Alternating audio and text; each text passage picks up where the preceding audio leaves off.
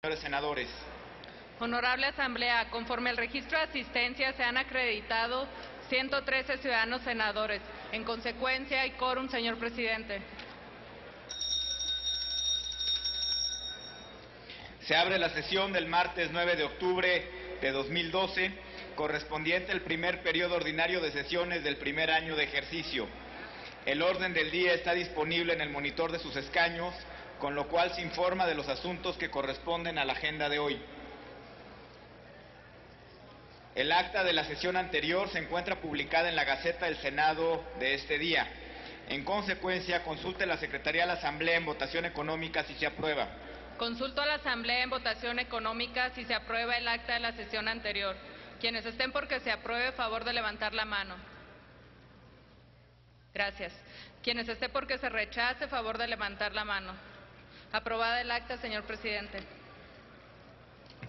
Compañeros senadores, informo a ustedes que esta mesa directiva convocó a la ciudadana María del Pilar Ortega Martínez para que rinda su protesta como senadora de la República. En esa virtud, solicito a las senadoras Lisbeth Hernández Lecona, Adriana Díaz Lizama, Iris Vianey Mendoza Mendoza y a los senadores Francisco Domínguez Servién y Carlos Alberto Puente Salas la inviten a pasar a este salón de sesiones y la acompañen durante el acto de su protesta.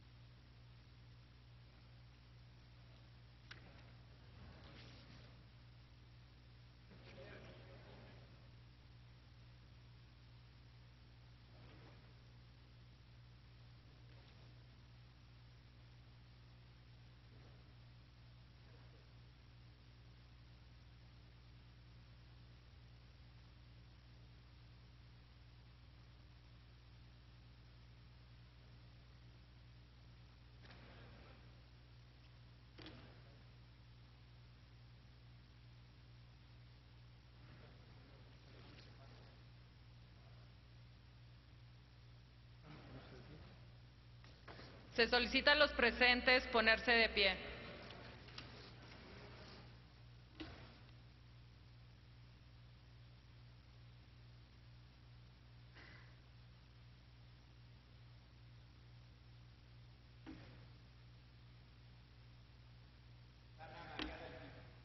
Ciudadana María del Pilar Ortega Martínez, protesta guardar y hacer guardar la Constitución Política de los Estados Unidos Mexicanos, las leyes que de ella emanen, y desempeñar leal y patrióticamente el cargo de senadora de la República que el pueblo le ha conferido, mirando en todo por el bien y prosperidad de la Unión.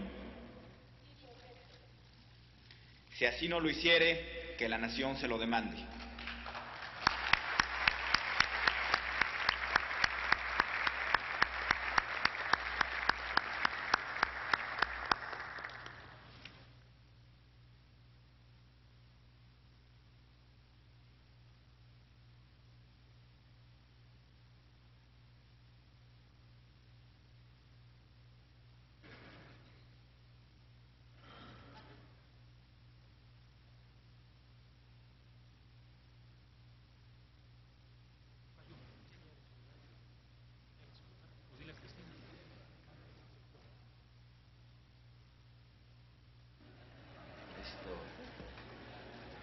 Felicidades, señora senadora.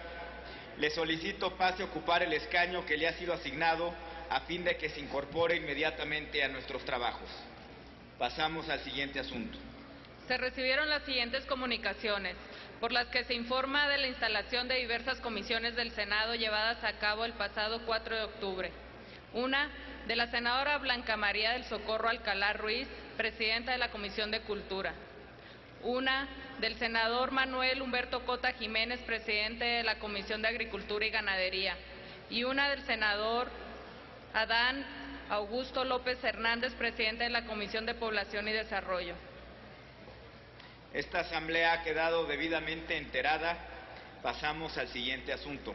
Asimismo, se recibió una comunicación de la senadora Angélica de la Peña Gómez, presidenta de la Comisión de Derechos Humanos, por la que informa que el 8 de octubre quedó instalada dicha comisión y que ese día se aprobó un acuerdo relativo a los eventos para conmemorar el 11 de octubre como el Día Internacional de la Niña, mismo que se observará todos los años a partir de 2012. Esta asamblea ha quedado debidamente enterada. Remítase copia del acuerdo referido a la Junta de Coordinación Política. Pasamos al siguiente asunto. Se recibió un oficio suscrito por el diputado Jesús Murillo Caram, presidente de la Cámara de Diputados, con el que remite fe de ratas a los artículos 6, fracción séptima, 17, fracción décima segunda, apartado A, inciso C, segundo párrafo, 17, apartado A, inciso D, segundo párrafo, 17, penúltimo y último párrafos, 32 y 33 del proyecto de la Ley Federal para la Prevención e Identificación de Operación con Recursos de Procedencia Ilícita. Remítase dicha documentación a las comisiones de Justicia, de Gobernación y de Estudios Legislativos segunda y de Hacienda y Crédito Público, que son las que han conocido el proyecto desde su origen. Pasamos al siguiente asunto. Asimismo, la Cámara de Diputados remite el punto de acuerdo de la diputada Cristal Tobar Aragón, que exhorta al Senado a dictaminar el proyecto de decreto por el que se adiciona un último párrafo al artículo 4 y se reforma la fracción 29ª-J del artículo 73 constitucional. Remítase dicho punto de acuerdo a las Comisiones Unidas de Puntos Constitucionales y de Estudios Legislativos para sus efectos. Pasamos al siguiente asunto. Se recibió un oficio de la Secretaría de Gobernación con el que remite solicitud de permiso a que se refiere el artículo 37 constitucional para que el ciudadano Sergio Cedeño Villerías pueda aceptar y usar la condecoración que le otorga el Gobierno de la República de Honduras. Túrnese a la Comisión de Gobernación para su análisis y dictamen correspondiente. Pasamos al siguiente asunto. Así también, de la Secretaría de Gobernación se recibió un oficio con el informe de la participación del presidente de los Estados Unidos mexicanos, maestro Felipe Calderón Hinojosa, en la cumbre APEC-CO 2012 y en la 20ª reunión de líderes económicos de APEC celebradas en Vladivostok, Rusia, y de su visita del Estado a Singapur del 6 al 11 de septiembre del año en curso. Esta asamblea ha quedado debidamente enterada. Remítase copia de dicha documentación a las Comisiones de Relaciones Exteriores y de Relaciones Exteriores Europa. Pasamos al siguiente asunto. Se recibió un oficio de la Comisión Nacional del Agua con el que remite el informe por entidad federativa correspondiente al tercer trimestre del actual ejercicio fiscal de los recursos asignados a los diversos municipios y prestadores de los servicios de agua potable y saneamiento, inmersos en el programa de devolución de derechos. Remítase ese informe a las Comisiones de Hacienda y Crédito Público y de Recursos Hidráulicos. Pasamos al siguiente asunto. Se recibió una invitación del Gobierno del Distrito Federal para asistir a las siguientes ceremonias conmemorativas del Día de la Resistencia y Dignidad de los Pueblos a realizarse el viernes 12 de octubre del año en curso y del 59 aniversario del derecho al voto de la mujer a realizarse el miércoles 17 de este mismo mes, ambas en esta ciudad. Para asistir a esas ceremonias en representación de la Cámara de Senadores, se designa al senador Adolfo Romero Lainas para la ceremonia del Día de la Resistencia y Dignidad de los Pueblos y a la senadora Alejandra Barrales para la ceremonia del aniversario del derecho al voto de la mujer. Pasamos al siguiente asunto. Se recibió un oficio del Congreso del Estado de Puebla por el que informa la aprobación de reformas a diversos ordenamientos en materia de transparencia y rendición de cuentas. Lo anterior en respuesta a un acuerdo de la Comisión Permanente del 26 de junio del año en curso. Esta asamblea ha quedado debidamente enterada. En nuestro apartado de iniciativa se concede el uso de la tribuna al senador Humberto Domingo Mayans Canaval, del Grupo Parlamentario del Partido Revolucionario Institucional, para presentar proyecto de decreto que reforme el artículo 4 y adiciona el artículo 10 de la Ley de Instituciones de Crédito.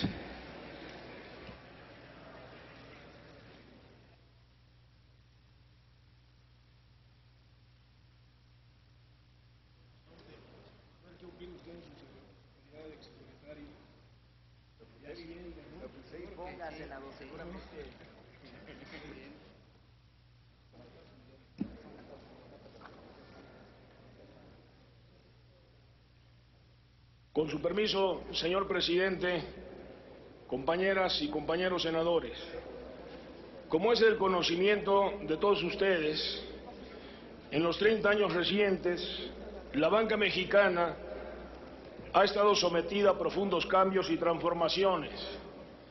Hemos pasado de una banca privada a su nacionalización en 1982 y a su posterior privatización, rescate y extranjerización en 1998.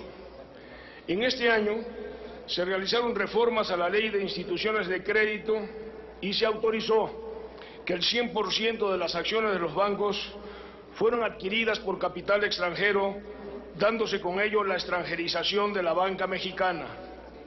Hoy, el 85% de la banca se encuentra en poder del capital extranjero y entendemos por bancos extranjeros los controlados por personas físicas o morales extranjeras y bancos mexicanos los controlados por personas físicas o morales mexicanas.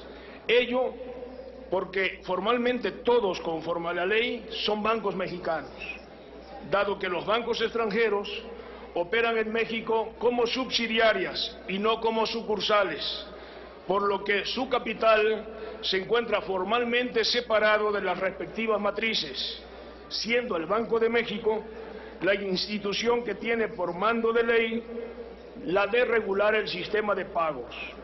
Es el banco de bancos.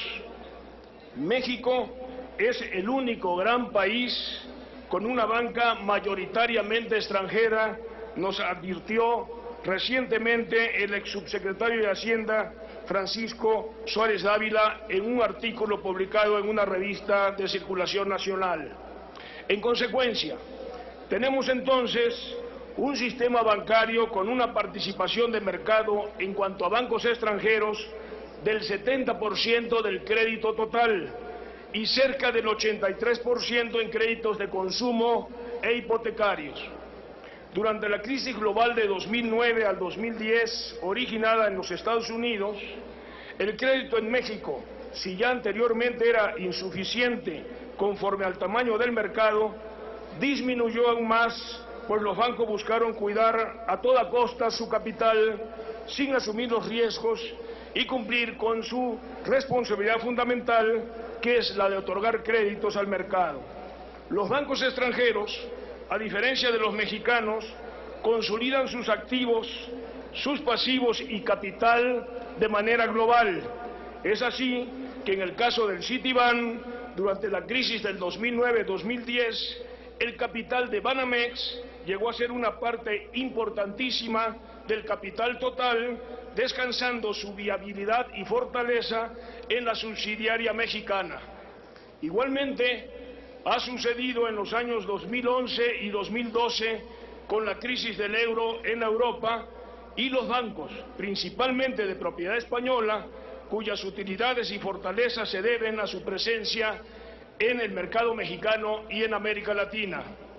Para el año 2003, la proporción extranjera del total de la banca nacional ascendió a 83%, distribuido de la siguiente manera: España 37% con Banco Bilbao Vizcaya Bancomer, Santander Serfín; Estados Unidos con el 27% con Banamex Citibank; Reino Unido con el 9% con HSBC; Canadá con el 10% con Scotiabank Inverlat; México el 17% con Banorte e Inbursa, entre otros pequeños. Si estamos de acuerdo que una de las principales tareas inherentes a la banca es otorgar los créditos suficientes que demanda el mercado para incentivar las inversiones, la productividad, el crecimiento económico y el empleo, concluiremos entonces, dadas las mediocres tasas de crecimiento económico de México en razón al tamaño de su economía y el lacerante desempleo que afecta a millones de mexicanos, que dados los montos totales de crédito que otorga la banca, ésta no cumple con una de sus responsabilidades fundamentales, pues existe, como ustedes saben, una estrecha correlación entre el lento crecimiento económico y el bajo nivel de crédito. Según un estudio realizado por el investigador Aldo Musacchio, publicado por Harvard Business School, los bancos extranjeros en México dan menos préstamos comerciales e hipotecarios como porcentaje de su cartera total que en relación a otros países de desarrollo similar. Inclusive, agrega el investigador, el volumen de préstamos como porcentaje del Producto Interno Bruto ha caído radicalmente en México a un poco más del 20% del PIB, cuando Brasil se encuentra cercano al 60%, Chile al 83% del PIB y las economías desarrolladas están arriba del 100% del PIB. China, por ejemplo, está en 130% del Producto Interno Bruto, cobrando además altas comisiones por tramitación de operaciones y tarjetas de crédito en comparación a otros países. Adicionalmente, la banca extranjera recibe pagos millonarios año con año, considerando lo que genera el pago que el gobierno federal hace por los intereses que generan los pagarés del IPAFO a PROA, que solo durante el año 2012 alcanzaron los 12.298 millones de pesos, según informes de la Secretaría de Hacienda y Crédito Público. De 1995, año en que se dio el rescate bancario, al primer semestre del 2012, se han pagado intereses por 513.234 millones de pesos y la deuda generada por el salvamento, en lugar de disminuir, ha crecido a 811.105 millones de pesos. Es así que México ha resultado un negocio increíblemente rentable para la banca extranjera, sacando del país, según cálculos hechos por el economista doctor Alejandro Valenzuela, director general del Grupo Financiero Banorte ICSE, más del 70% de sus ganancias anuales. En el periodo 2001-2011, conforme datos de la Comisión Nacional Bancaria y de Valores, la totalidad del sistema bancario que opera en México reportó utilidades cercanas a los 517.000 millones de pesos. De ellos, alrededor de 400.000 millones fueron para la banca extranjera, correspondiendo a la banca española, Banco Bilbao Vizcaya Bancomer, 151.000 millones de pesos, a la estadounidense Citibank, 116.000 millones, a la española Santander, 82.000 millones, a la canadiense Scotiabank, 27.000 millones y a la británica HSBC, 23.000 millones. El exsecretario de Hacienda y exgobernador del Banco de México, Guillermo Ortiz, escribió recientemente en un artículo en el Financial Times, donde afirma: cuando en una primera instancia los bancos mundiales se expandieron hacia los mercados emergentes, la idea consistía en que con ellos serían más eficientes y fomentarían la competencia. Y hay evidencia que así fue por un rato, pero la crisis financiera lo cambió todo. Ahora están reduciendo su exposición a mercados emergentes, dando lugar a restricciones de crédito dañino y utilizando ganancias obtenidas a partir de subsidiarias para recapitalizar a las matrices de los bancos. Hoy en día los ahorros internos se utilizan para recapitalizar a los bancos extranjeros, privando a México y a los mercados emergentes en general de recursos. En la pasada 75 Convención Bancaria, celebrada en mayo pasado, el hoy presidente electo de México, Enrique Peña Nieto, señaló, cito: es necesario dentro de la propia regulación propiciar que la inversión de los bancos que realizan varios de ellos con participación extranjera se traduzca en la reinversión de sus capitales aquí en México, a partir de generar mayor crédito para los mexicanos que apalanquen realmente la actividad económica del país. Termina la cita. Por todo ello, compañeras senadoras y compañeros senadores, presento a esta honorable soberanía dos temas que desde mi punto de vista son centrales para impulsar el desarrollo y el crecimiento económico de nuestro país. Primero, la urgente necesidad de impulsar el otorgamiento de más créditos en condiciones accesibles y preferentes, no solo para el consumo, sino además para apoyar al sector privado y a las áreas productivas y estratégicas del desarrollo nacional. Segundo, por otra parte, la exigencia de generar condiciones legales para que las filiales extranjeras de la banca mexicana asuman un papel más protagónico y responsable en el desarrollo nacional, reinvirtiendo en nuestro país una proporción justa de sus dividendos, más allá de cumplir con las reglas de capitalización a las que las autoridades los obligan. En consecuencia, para impulsar el crédito preferente y con sentido social y promover mayor presencia de la banca extranjera en el desarrollo de México, someto a la consideración de esta soberanía las siguientes consideraciones. Propongo modificar disposiciones de la Ley de Instituciones de Crédito. Primero, se propone reformar el contenido del artículo 4 para que señalar: el Estado ejercerá la rectoría del sistema bancario mexicano a fin de que éste oriente fundamentalmente sus actividades, apoyar y promover el desarrollo de las fuerzas productivas del país y el crecimiento de la economía nacional basado en una política económica soberana, fomentando el ahorro y el otorgamiento de crédito accesible en segmentos de consumo, empresas e infraestructura y en todos los sectores productivos estratégicos y regiones de la República, y su adecuada canalización a una amplia cobertura regional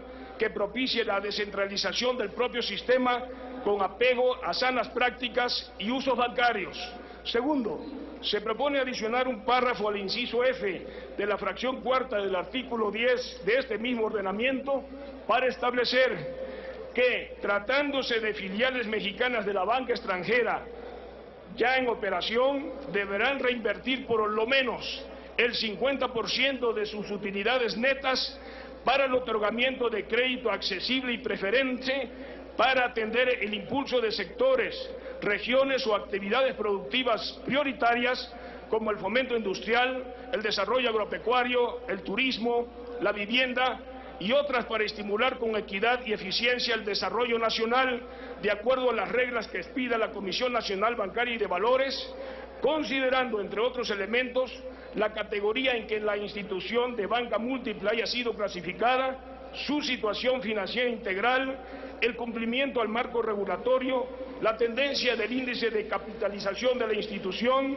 y de los principales indicadores que reflejen el grado de estabilidad y solvencia. Es cuanto, señor presidente. Muchas gracias.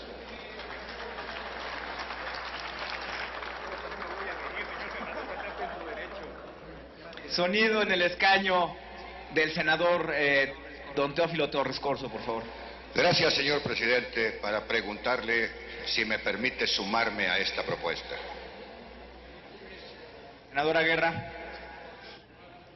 Sentido, solicito, por la naturaleza de la propia iniciativa que acabamos de escuchar y que profundiza en la promoción para el crédito para los mexicanos y los sectores productivos, también solicito sumarme a esa propuesta siempre y cuando el senador lo permita. Le pediría a los senadores que tengan el deseo de adherirse a la propuesta, a favor de levantar la mano para poder tomar nota.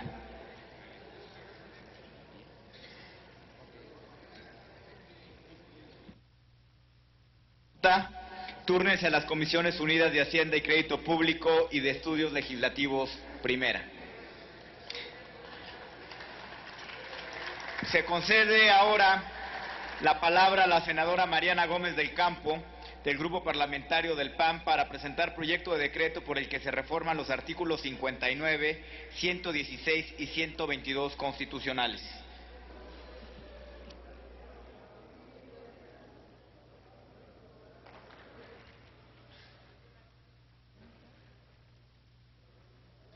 Con su venia, senador presidente, esta iniciativa que presento el día de hoy lo hago a nombre también del senador Rosas Aispuro. México y nuestra democracia enfrentan una realidad. Somos uno de los pocos países en el mundo que no acepta la reelección consecutiva de sus legisladores. En América Latina, solo nuestro país y Costa Rica la prohíben para el periodo posterior inmediato, mientras que naciones con sistemas bicamerales como Argentina, Bolivia, Brasil, Chile, Colombia, Paraguay, República Dominicana y Uruguay registran porcentajes de reelección de sus representantes populares cercanos al 40% en promedio en la última década. La historia oficial durante el siglo XX ha generado una percepción equivocada. Se nos ha hecho creer que la reelección es un mecanismo más cercano a una dictadura que a una democracia.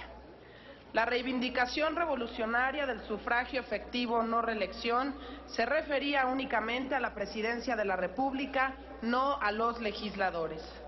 Hay que ser claros y evitar confusiones. Los líderes revolucionarios no querían nunca más a un presidente eternizado en el puesto.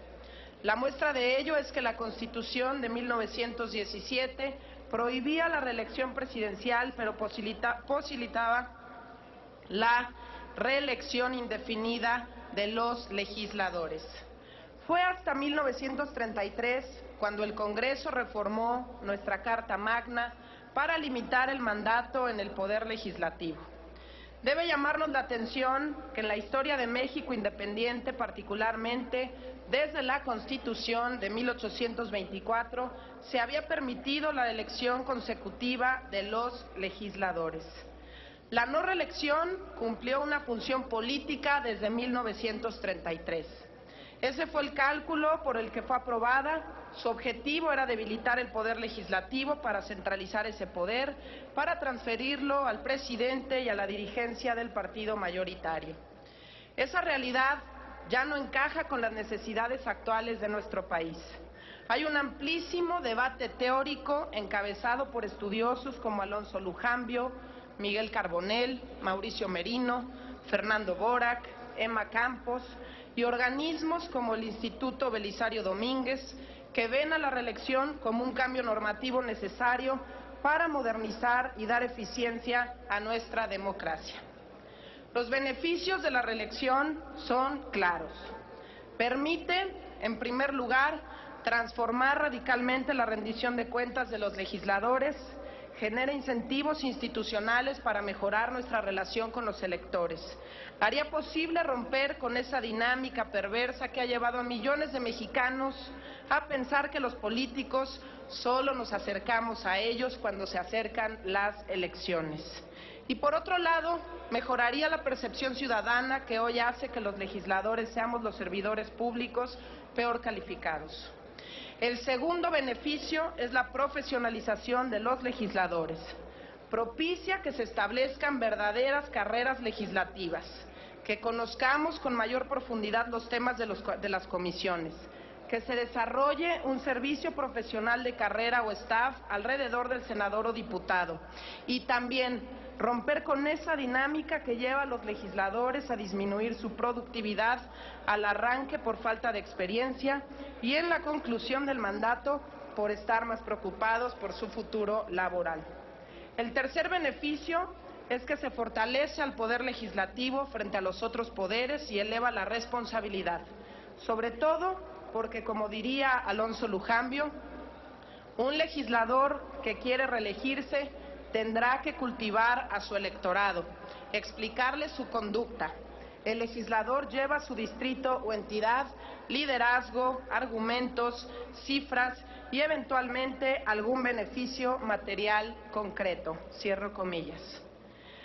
Naturalmente, la reelección no genera estos beneficios automáticamente, pero sí es una condición necesaria para que ocurran.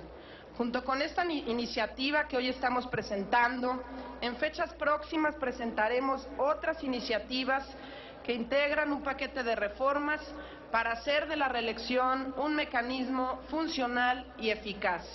Reformas importantes para fortalecer al sistema de partidos a través de los procesos de selección de candidatos, porque es importante que las contiendas internas se den en condiciones de equidad.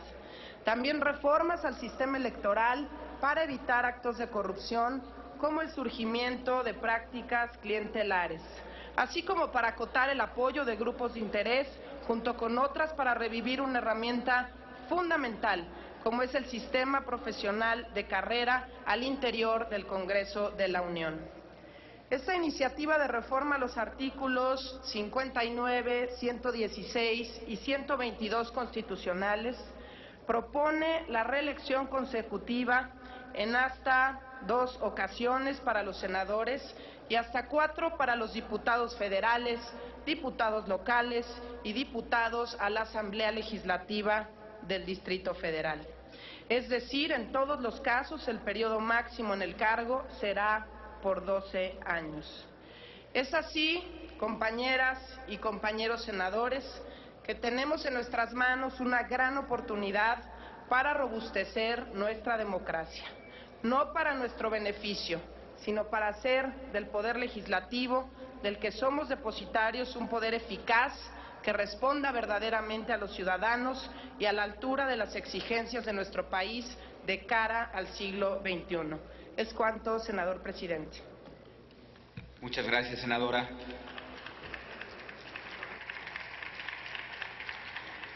Túrnese a las Comisiones Unidas de Puntos Constitucionales y de Estudios Legislativos, segunda. Se concede la palabra al senador Armando Ríos Peter, a nombre propio y de los senadores Alejandro Encinas Rodríguez y Mario Delgado Carrillo del Grupo Parlamentario del Partido de la Revolución Democrática, para presentar proyecto de decreto por el que se expide la Ley del Seguro de Desempleo y por el que se reforman y adicionan diversas disposiciones de la Ley del Seguro Social y de la Ley Federal del Trabajo. Tiene la palabra. Con su permiso, señor presidente, con su permiso, compañeros y compañeras senadoras. Senador Ríos Peter, tiene la palabra hasta por 10 minutos. Sí, gracias. La presente iniciativa, compañeros y compañeras, tiene la finalidad de profundizar en un debate que se está llevando a cabo en estos momentos en el seno de la Comisión del Trabajo y Previsión Social, y lo que busca es que tengamos una reflexión mucho más profunda sobre la problemática que actualmente se vive en el sector laboral, en el sector del trabajo, en el empleo que tienen muchos millones de mexicanos y mexicanas y que a todas luces es insatisfactorio. Por solamente comentar algunos datos, la tasa de desempleo ha sido una tasa creciente en los últimos 13 años, del 2000 al 2012. Esta tasa de desempleo abierta ha rondado en el 3.9% promedio, casi 4% promedio. Hay un déficit claro y evidente en materia de generación de empleo. Del 1 de diciembre del 2006 al 30 de junio del 2012, solo 1 de 3 empleos formales de los que se demandaron en la economía pudieron ser generados. La demanda anual de empleo aumentó en 935.206 personas en promedio. Y bueno, pues queda claro que especialmente el sistema de seguridad social es un sistema que poco a poco se vuelve más limitado, precisamente por la condición de informalidad que se presenta en el mercado laboral. Así las cosas, estamos discutiendo el día de hoy en la Comisión del Trabajo y Previsión Social, y yo creo que es importante destacar las reuniones que se están llevando. El día de ayer estuvo el Consejo Coordinador Empresarial, hoy estarán autoridades en la materia, académicos, representantes de este sector, estarán los sindicatos, se está abriendo el foro del Senado de la República para esta discusión, y parece sustantivo importante que veamos en el tema de seguridad social un necesario complemento en la discusión del tema laboral. Hoy pareciera ser que la discusión pues se ha quedado solamente en si es importante la flexibilización del mercado. Nosotros hemos sido muy puntuales de ayer que el Consejo Coordinador Empresarial señalaba que esta reforma se basa en el supuesto de que a través de esta flexibilización y especialmente a través de facilitar el despido va a ser posible generar mucho mayor competitividad en el mercado laboral. Quedó evidente que no tenemos una red que proteja a esa gente que, cayendo en el despido, se iría inmediatamente al desempleo y entonces a la imposibilidad de tener un trabajo. ¿Por qué es importante que revisemos esto? Porque aquellos que caen en el desempleo, que hoy en el país son alrededor de 2.5 millones de mexicanos y mexicanas. ¿Y qué son los desempleados? Gente que quiere trabajar, pero por más que busca no encuentra la posibilidad de acceder a un trabajo, no tienen una red de seguridad social que les dé protección. Somos el único país de la OCDE, uno de los únicos países de los que tienen ingresos medios o superiores que no tienen una política de seguro de desempleo. Países han alcanzado a tener este tipo de políticas como Uruguay desde 1934. Argentina, Brasil, el que quieran de los países de la OCDE. Y nosotros estamos involucrados en este momento en una discusión de cómo se flexibiliza más el trabajo sin tener una red de seguridad social que le dé soporte y atención a esos hombres y mujeres que por condiciones involuntarias queden en el desempleo. Hace poco se presentó una iniciativa en estos términos por parte de la senadora Cristina del grupo parlamentario del PRI.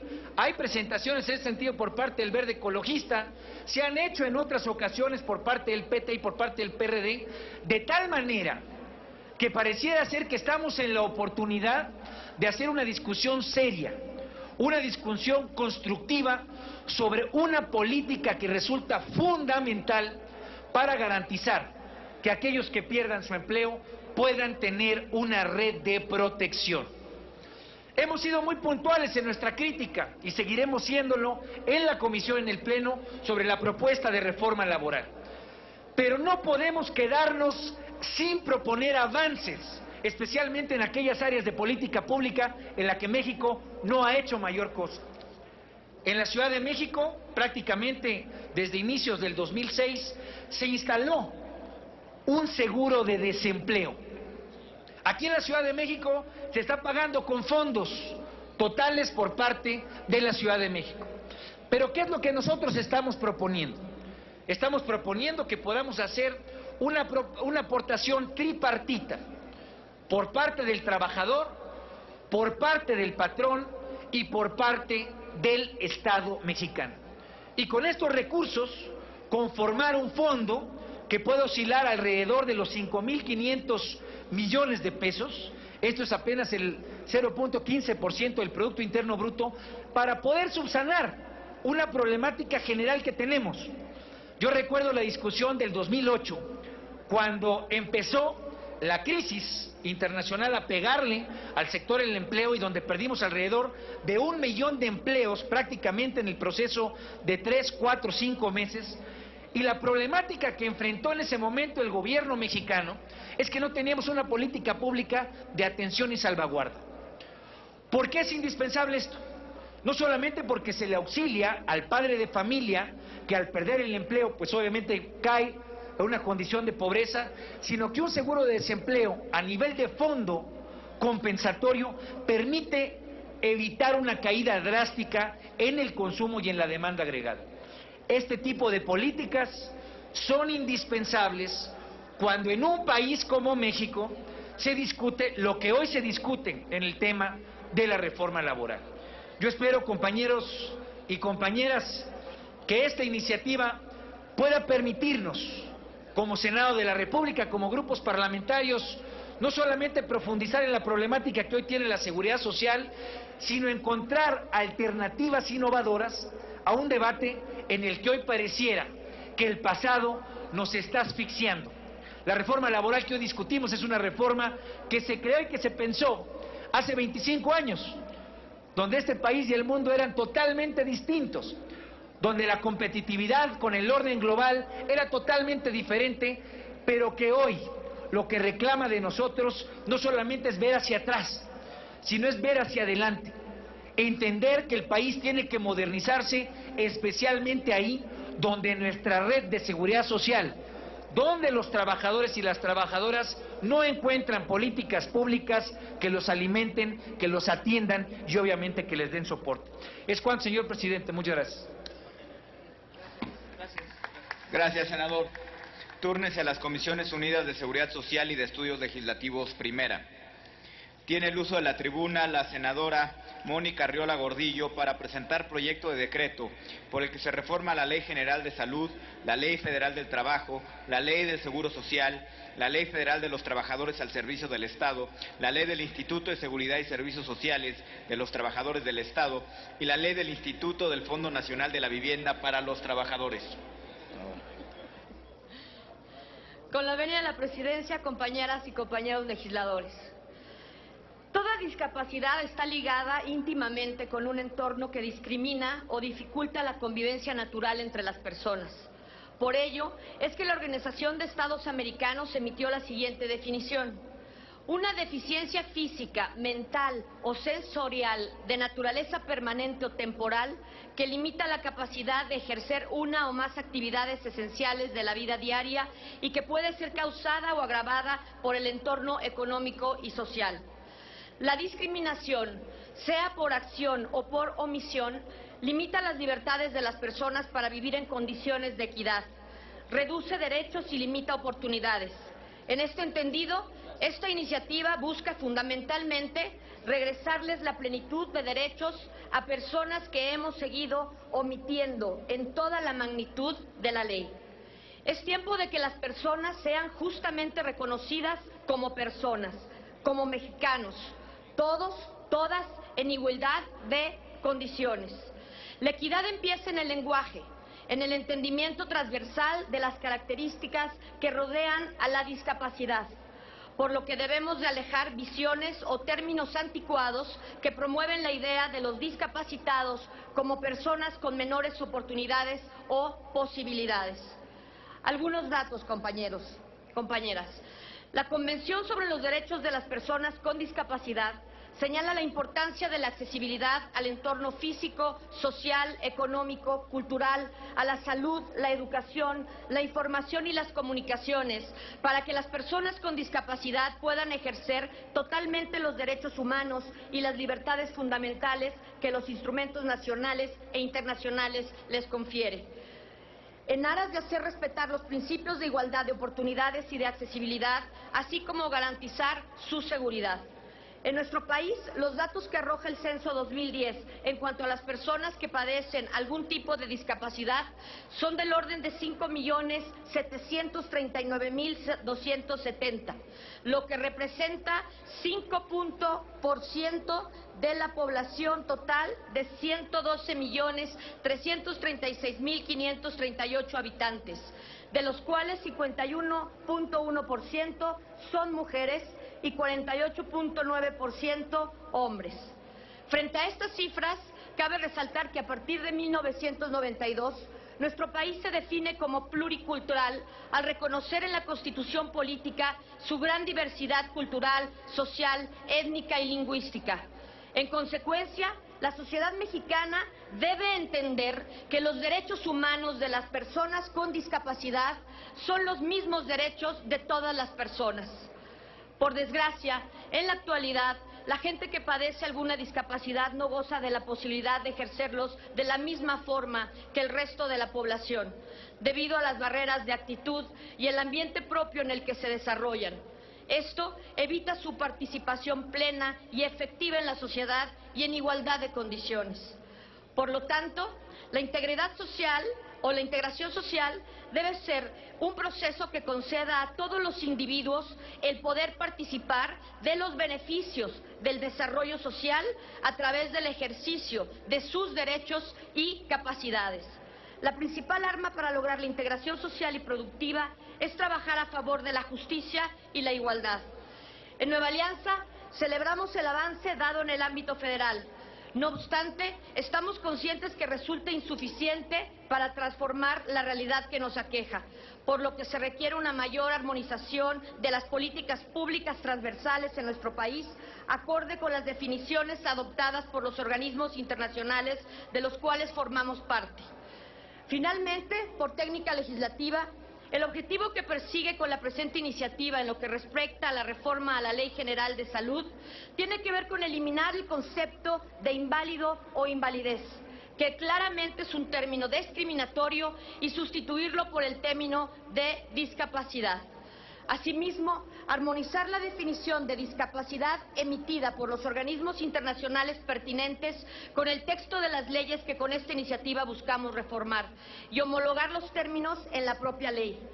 Aún cuando existe un nuevo paradigma en el tema de la discapacidad, cimentado en los derechos humanos y la inclusión social, la Convención sobre los Derechos de las Personas con Discapacidad y demás documentos oficiales donde se exponen los lineamientos sobre el uso correcto y ético del lenguaje, así como la forma de dirigirse y tratar a las personas con discapacidad, no da lugar a duda en cuanto a lo incorrecto que resulta el hecho de que algunas personas sigan empleando el lenguaje equivocado o peyorativo, que, como ya se dijo, es discriminatorio.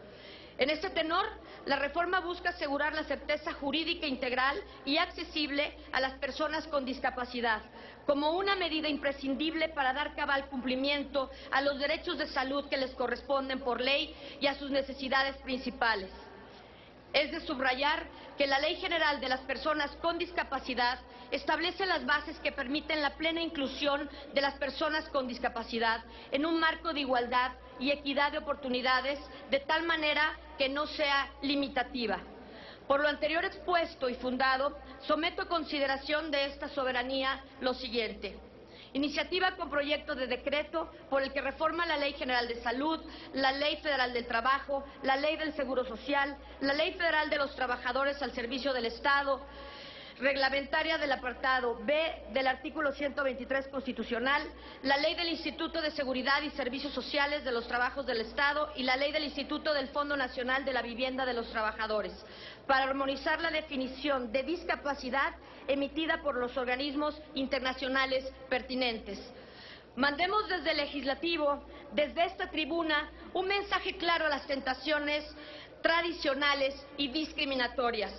Todas las personas y todos los derechos y todo el respeto. Muchas gracias. Gracias, señor presidente.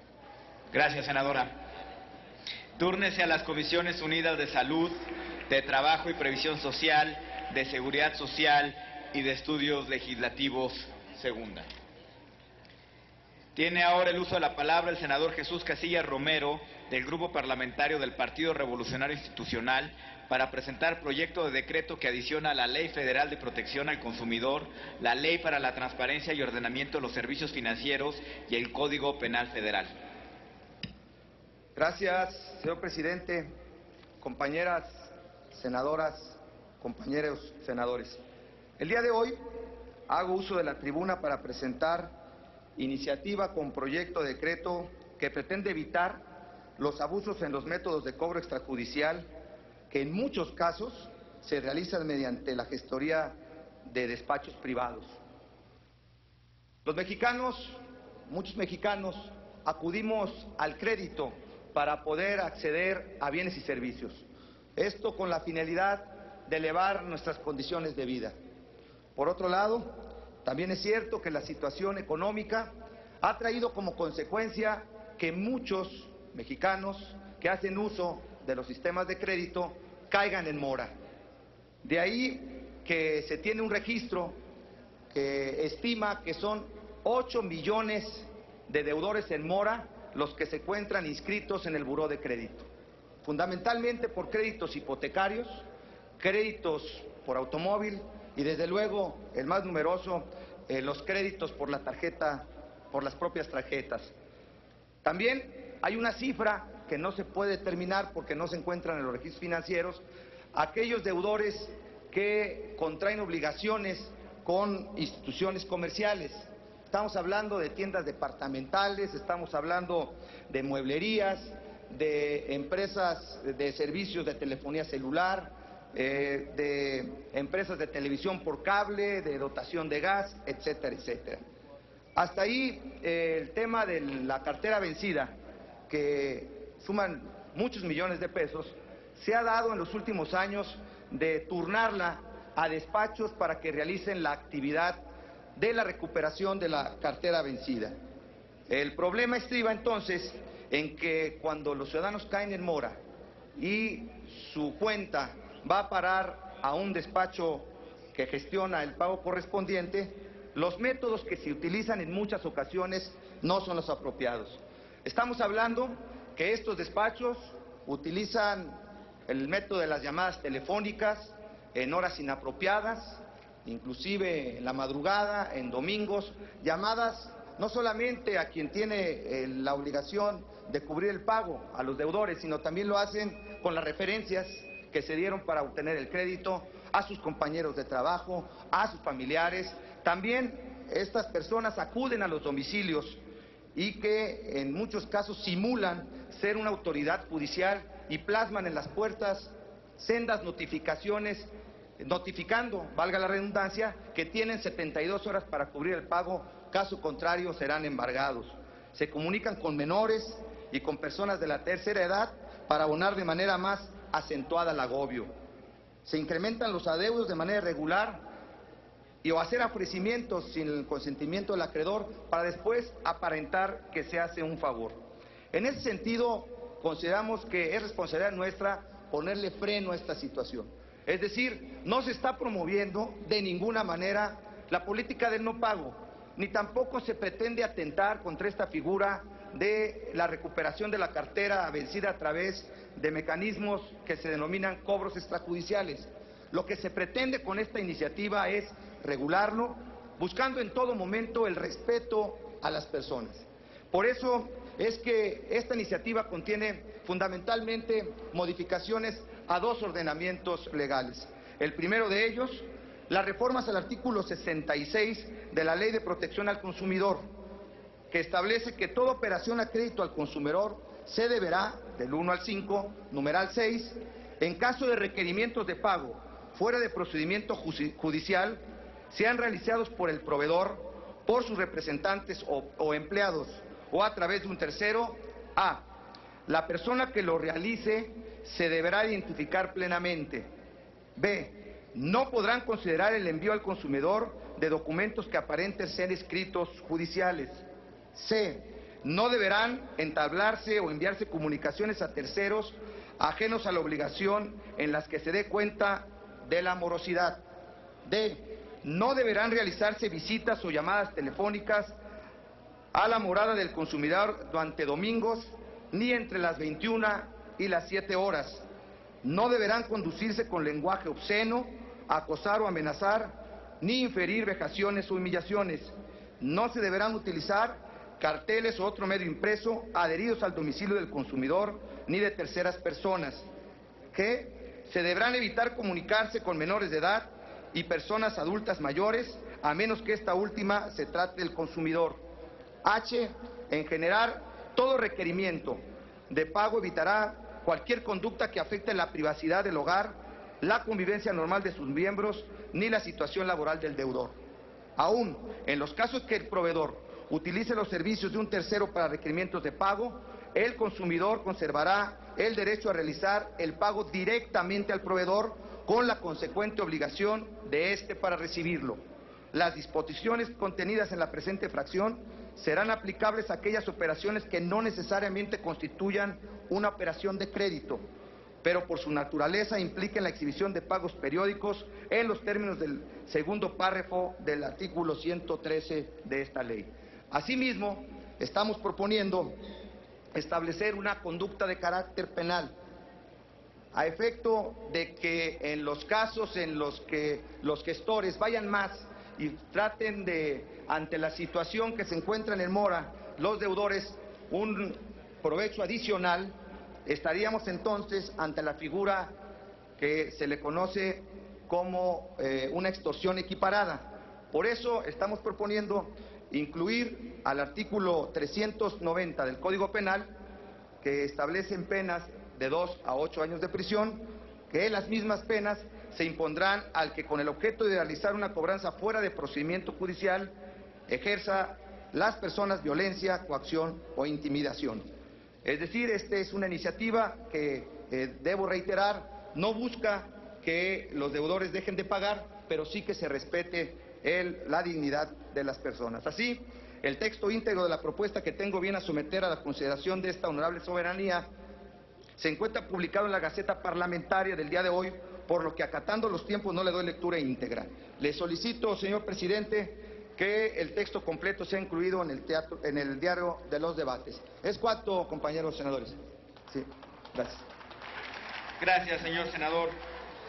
Sonido en el escaño de la senadora Hernández Lecona. Solicitarle al senador si me permite adherirme a sus iniciativas. Con mucho gusto. Gracias. Solicitaría a la Secretaría tome nota de todos los senadores que desean adherirse a la iniciativa del senador Casillas. Muchas gracias. Muchas gracias. Gracias, senador. Túrnese a las comisiones unidas de Comercio, Fomento Industrial, de Hacienda y Crédito Público y de Estudios Legislativos. Informo a la Asamblea que el turno de